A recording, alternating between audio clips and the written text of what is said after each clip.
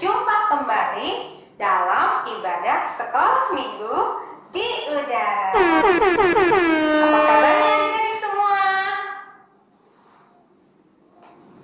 Lupa ya. Apa kabarnya adik-adik semua? Dahsyat, luar biasa. Yes, yes, yes. Gitu dong. Nah, adik-adik, Kak Vita selalu berdoa adik-adik terus dalam keadaan sehat, selalu semangat belajar online-nya ya, dan selalu dalam penyertaan Tuhan. Amin. Nah, kita mulai ibadah kita. Kita mulai dalam doa. Yuk, kita berdoa.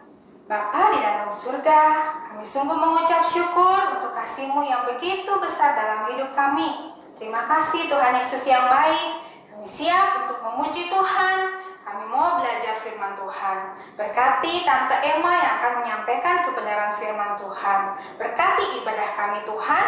Kami menyerahkan semuanya ke dalam tangan Tuhan Yesus. Di dalam nama Tuhan Yesus. Haleluya. Amin. Kita mau memuji Tuhan ya. Oke. Adik-adik, kita memuji Tuhan ya. Love, love, love one another. Love, love, love one another and be kind. Be kind to each other. Love, love, love one another and be kind. Be kind to each other. Jesus told us to love Him and to love everyone. Jesus told us to love Him and to love everyone. So let your light shine. Love, love, love one another and be kind. Be kind to each other. Love, love, love one another and be kind. Be kind to each other. Jesus taught us to love Him and to love everyone. Jesus taught us to love Him and to love everyone. So let your light shine. Yeay! Teman-teman, kita harus jadi anak-anak Tuhan yang baik. B-A-I-K baik. B-A-I-K baik. Saya mau seperti Yesus. B-A-I-K baik. B-A-I-K baik. B-A-I-K baik. Saya mau seperti Yesus. B-A-I-K baik. Sekali lagi. B-A-I-K baik. B-A-I-K baik. Saya mau seperti Yesus. B-A-I-K baik. Saya mau seperti Yesus. B-A-I-K baik. Saya mau seperti Yesus. B-A-I-K baik. Haleluya. Adik-adik, kita mau mendengar firman Tuhan ya. Kalian siapkan hatimu. Firman Tuhan pasti akan memberkati kita semua. Ya, firman Tuhan akan mengajarkan kita supaya adik-adik boleh menjadi anak-anak Tuhan yang dahsyat, luar biasa, dipakai menjadi berkat bagi banyak orang. Dengar firman Tuhan dengan baik ya. Oke. Halo adik-adik, selamat berjumpa kembali di acara Sekolah Minggu di Udara. Ada yang sudah mandi atau belum? Atau sudah makan pagi belum? Oke ya. Tante akan mulai dengan cerita pada hari ini. Judul cerita hari ini adalah menabur kebaikan. Cerita ini diambil dari 1 Samuel pasal 16 ayat 14 sampai ayat 23. Nah, kita masih dalam cerita berseri tentang Daud. Adik-adik masih ingat cerita minggu lalu? Siapa yang menjadi gembala domba? Saya tahu, Mak. Ya. Namanya Daud. Oh, pinter sekali, Brandon. Dan siapa yang masih ingat? Apa saja senjata yang digunakan oleh seorang gembala domba? Saya tahu, Mak. Gada, tongkat, dan ketapel. Oh, 100 untuk Andrew. Nah, sekarang perhatikan dengan baik. Pertanyaan yang terakhir yang akan Tante tanyakan. Alat musik apa yang biasa dimainkan oleh Daud waktu dia menggembalakan domba-domba milik ayahnya? Pasti bukan gitar. Alat musiknya bernama kecapi, Mak. Oke, kecapi, benar sekali. Nah, minggu lalu Tante sudah katakan tentang raja dari bangsa Israel. Raja yang pertama dari bangsa Israel itu raja siapa ya? Raja Saul. Ya, pintar. Ternyata Raja Saul ini seringkali tidak taat kepada Tuhan, sehingga Tuhan tidak lagi menolong Raja Saul. Jadi hati Saul dipenuhi dengan roh jahat yang membuat Saul ketakutan dan marah-marah tanpa alasan. Wah, bahaya kalau begitu. Jangan-jangan kalau kita di dekat Raja Saul, kita bisa diusir sama Raja Saul karena dipenuhi oleh roh jahat, Mak. Mungkin begitu ya, kalau kita dekat-dekat Raja Saul. Pegawai-pegawai Saul aja menjadi takut dan khawatir melihat keadaan Raja Saul yang seperti itu. Kalau roh jahat itu menguasai hati Raja Saul, maka Raja Saul tidak bisa menguasai emosinya dan bertindak seperti orang gila. Pegawai-pegawainya amat prihatin dengan keadaan Raja Saul. Jadi mereka berkata kepada Raja Saul, "Kami akan mencari seorang pemain musik, mungkin seperti alat musik kecapi yang bunyinya lembut, sehingga kalau roh jahat itu mengganggu hati dan pikiran Raja Saul, maka roh jahat itu akan segera pergi meninggalkanmu." Raja Saul setuju dengan ide yang disampaikan pegawainya. "Baiklah, carilah dan bawalah kemari seorang yang pandai bermain kecapi untuk menghibur aku," kata Raja Saul. Pasti Daud yang dicari. Benar sekali. Karena minggu lalu kan kita sudah dengar cerita tentang Raja Saul bermain kecapi, ya kan? Jadi Raja Saul menyuruh seorang pegawainya pergi ke Bethlehem untuk membawa Daud datang ke istana. Waktu pesuruh raja itu sampai di Bethlehem, di rumah Isai, ayahnya Daud waktu itu tidak ada di rumah. Daud sedang menggembalakan domba-dombanya di padang. Jadi papanya panggil Daud. "Daud, segera kembali ke rumah. Ada berita penting yang ingin disampaikan kepadamu." Lalu Daud segera pulang loh. Ternyata Daud seseorang yang dipanggil langsung datang ya, Mak. Itu dia. Nah, kadang-kadang adik-adik kalau lagi asik main game, terus papa atau mama panggil. Mungkin adik-adik jawab, "Iya mama," tapi masih terus main game. Tidak segera datang. Kalau Daud begitu dipanggil sama papanya untuk pulang ke rumah, dia segera pulang, ya, tidak berlama-lama. Lalu waktu Daud sampai di rumahnya, papanya bilang kepada Daud, "Daud, Raja Saul menginginkan agar engkau pergi ke istana Raja Saul untuk bermain kecapi baginya. Tapi kalau engkau pergi, bawa juga beberapa pemberian seperti makanan, susu atau roti kepada Raja Saul. Mak, kira-kira Daud tahu nggak kalau Raja Saul lagi dikuasai roh jahat?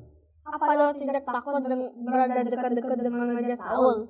Nah, Daud sudah diberitahu, tapi Daud tidak menjadi takut loh. Karena Daud tahu Tuhan ada menyertainya. Raja Saul sangat senang melihat Daud yang datang untuk mau bermain kecapi untuknya, dan juga Raja Saul dengan senang hati menerima hadiah makanan, roti dan susu yang dibawa oleh Daud. Lalu Daud diminta untuk bermain kecapi di depan Raja Saul. Waktu suara kecapi itu didengar oleh Raja Saul, hati Raja Saul menjadi tenang dan terhibur. Raja Saul juga senang dengan Daud karena sifat Daud yang ramah dan rajin. Raja Saul meminta agar Daud bisa tinggal di istana dan menjadi pemain musik di istana Raja Saul. Asik ya, asik sekali. Jadi Raja Saul berkata kepada ayah Daud, Isai, "Biarkan Daud tinggal di istana bersama aku, karena aku senang mendengar permainan kecapinya yang membuat hatiku senang dan tenang."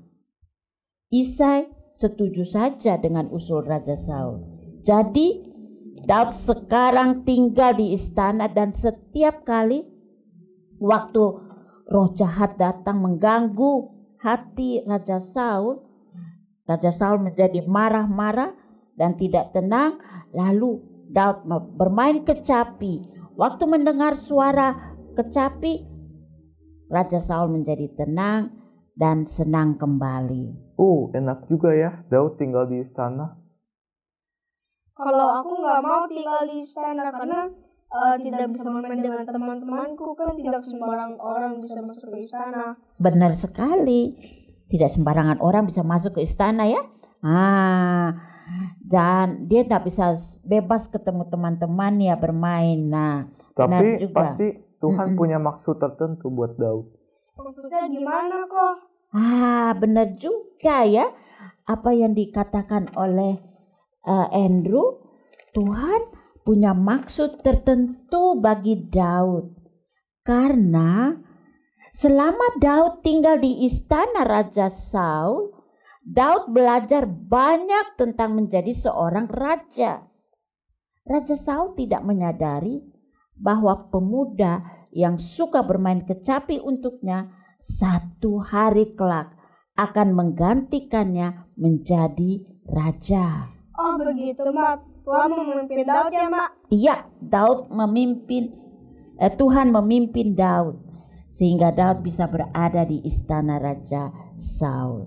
Pelajaran untuk kita hari ini. Walaupun Daud tidak punya kesempatan untuk bermain-main dengan teman-temannya, Daud tetap taat kepada pimpinan Tuhan.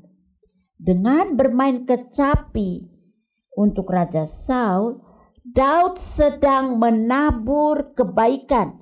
Daud sedang berbuat baik kepada sesama. Mak, kalau rencana Tuhan bagi kita apa ya? Nah, tadi rencana Tuhan untuk Daud, dia bisa berada di istana Raja Saul untuk beberapa waktu ya, sehingga dia bisa belajar bagaimana tentang menjadi seorang raja. Untuk kita mungkin tidak seperti Daud, tapi kalau adik-adik punya hobi atau punya talenta atau punya keterampilan, seperti adik-adik punya suara yang merdu, adik-adik bisa merekam suara adik-adik yang adik-adik menyanyikan lagu pujian kepada Tuhan, lalu rekaman suara adik-adik bisa adik-adik kirim kepada teman-temanmu yang sedang sakit di rumah isolasi mandiri. Jadi mereka bisa terhibur mendengar suara pujian dari adik-adik melalui video yang adik-adik kirim. Atau mungkin ada adik-adik yang bisa masak, entah makanan ataukah kue-kue yang enak, adik-adik bisa membuatnya dan mengirimkan via Gojek ke rumah temanmu yang sedang sakit.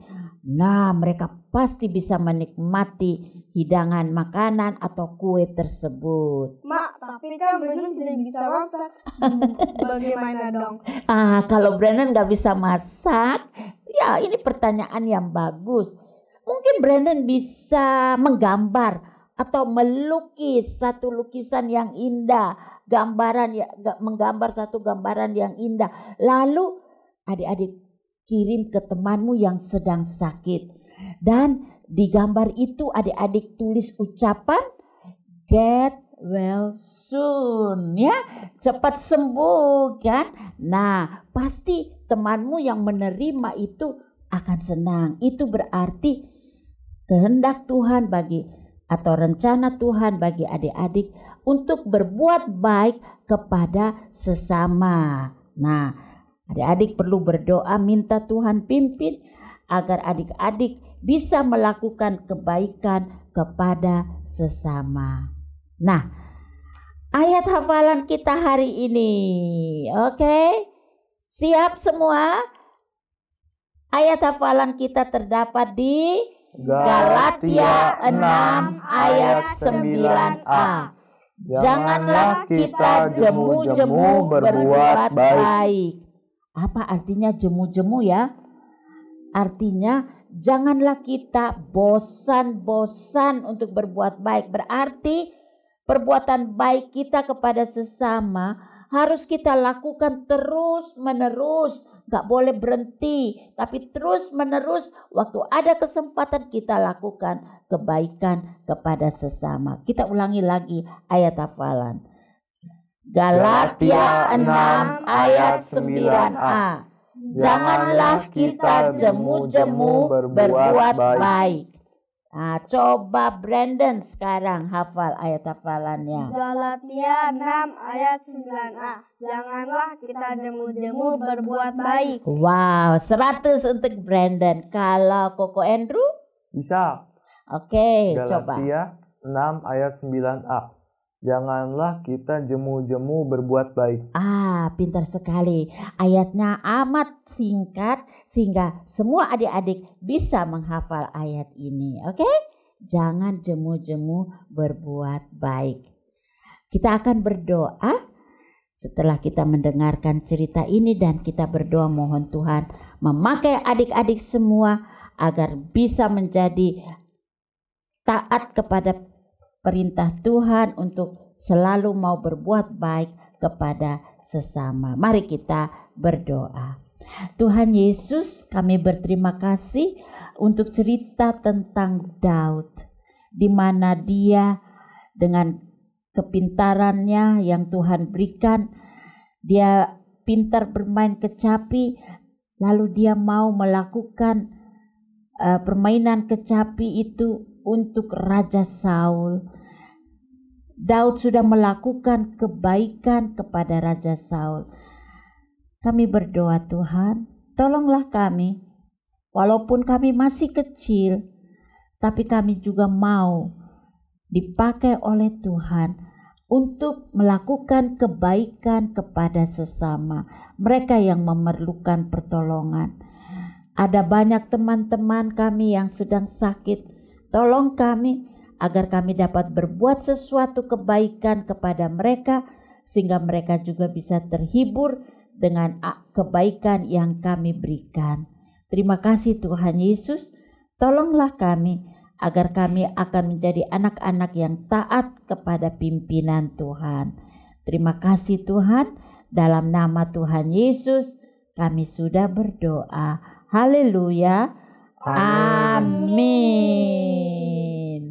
Bye-bye. Bye-bye. Happy Sunday. God bless you. Adik-adik, sudah dengar firman Tuhan dengan baik kan? Ayo, apa tadi cerita firman Tuhannya? Masih ingat kan? Firman Tuhan kali ini mengajarkan kita untuk selalu berbuat kebaikan kepada siapapun. Meskipun kepada orang-orang yang menyakiti kita, kepada musuh kita, kepada orang-orang yang gak suka sama kita, kita harus tetap berbuat baik. Nah, berikut ini ada contoh-contoh yang akan kalian simak dan saksikan. Oke adik-adik, simak video berikut ini ya.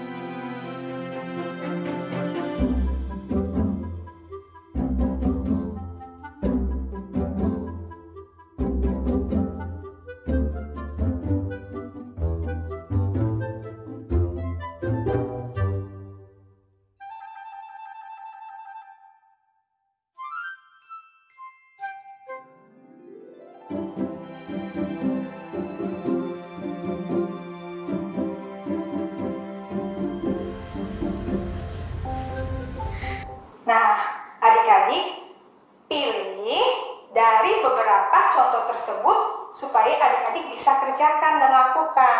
Kemudian, kirimkan videonya ke sekolah minggu di udara. Oke adik-adik, ibadah kita sudah selesai. Happy Sunday, God bless you, bye-bye.